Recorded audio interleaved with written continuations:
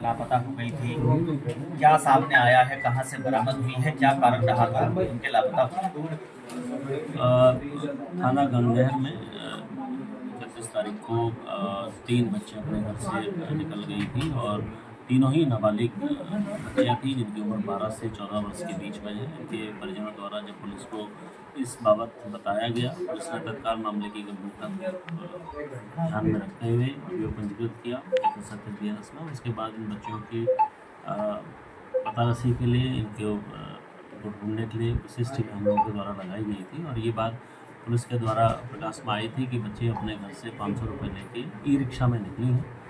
तत्काल जो पुलिस के द्वारा फॉरवर्ड ट्रैकिंग बैक ट्रैकिंग हम लोगों के द्वारा किया गया था, इसमें ये बात संज्ञान में आया था कि बच्चियाँ यहाँ से ई रिक्शा करके हरिद्वार रेलवे स्टेशन तक गई हैं और वहाँ से जो वहाँ के CCTV कैमरा वगैरह चेक किया तो ये पता लगा कि मथुरा की वो गाड़ियों में बैठी हैं। तत्काल पुलिस ने जितने भी स्टेशंस यहाँ से लेकर मथुरा तक के बीच में पड़ते हैं सभी को अलर्ट किया था। सभी GRP थाना और RPF के साथ हम लोग लगातार संपर्क में थे। इस बीच ही हमें क्लियर हुआ कि बच्चियाँ मथुरा पहुँच गई हैं। मथुरा के GRP से संपर्क करके बच्चियों को वहीं हम लोगों के द्वारा शेल्टर किया गया। उसके बाद कल यहाँ से टीम भेजी गई जिनको बच्चों को रिकवरी करके लाया जा रहा है। इसमें मैं अपना गंगनहर थाना पुलिस को CO और SP ग्रामीण को बधाई देता हूँ। 24 घंटे के अंदर मामले की गंभीरता को देखते हुए इनके द्वारा तीनों ही बच्चियों को सबूत को बरामद किया गया है और उनके परिजनों को शीघ्र ही सुपुर्द किया जाएगा। सर क्या मैसेज देना चाहेंगे इस तरह से माँ बाप की डांट से बच्चियाँ नाबालिग बच्चियाँ घर से निकल रही हैं, क्या हो सकता है उनके साथ? देखिए, इसमें जो प्रथम दृष्टया हमारे संज्ञान में आया था कि बच्चियाँ जो है अपनी माँ की डांट से ज़्यादा क्षुब्ध थी। उनको इस बीच एक घटनाक्रम में माँ के द्वारा उसको थप्पड़ भी इनको मारा गया। इसको ध्यान में रखते हुए जो बड़ी बेटी है वो अपनी 2 अन्य बहनों को लेते हुए घर से निकल गई थी।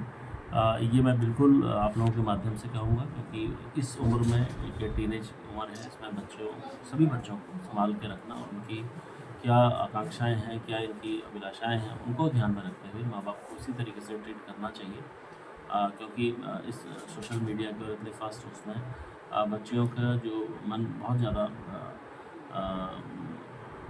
उद्वेलित रहता है, उसको सही तरीके से सही डायरेक्शन में लेके जाना ये हम सभी लोगों का कर्तव्य है। मैं आप लोगों के माध्यम से सभी को ये सर, सर्दी का मौसम शुरू हो चुका है और धुंध भी पड़ने लगी है और जो लोग शादियों वगैरह में जा रहे हैं अपने बंद कर उनके घरों में चोरी घटनाएं बढ़ रही हैं, उसको लेकर क्या कहना चाहेंगे? देखिए, पिछले क्योंकि जो शीतकाल का जो समय होता है ये क्राइम की दृष्टि से जनपद हरिद्वार में काफ़ी बिजी एक डिस्ट्रिक्ट के तौर पर हरिद्वार में रहता है क्योंकि यहाँ पर क्रिमिनल्स जो बाहरी जनपदों से आके इस प्रकार की वारदातें करते हैं। इसको हरिद्वार पुलिस बखूबी डिफेंड भी करती है और हमारी जो गश्त हैं जिस तरीके से हम लोगों को क्राइम डिटेक्शन के लिए हम लोग लगते हैं, पिछले वर्ष से अब तक निश्चित तौर पे जो चोरियों की घटनाओं में कमी हुई है, लेकिन क्योंकि दोबारा से ये सीज़न स्टार्ट हुआ है और इसमें मैं हरिद्वार पुलिस को भी और अन्य जो हमारे आमजन हैं उनको भी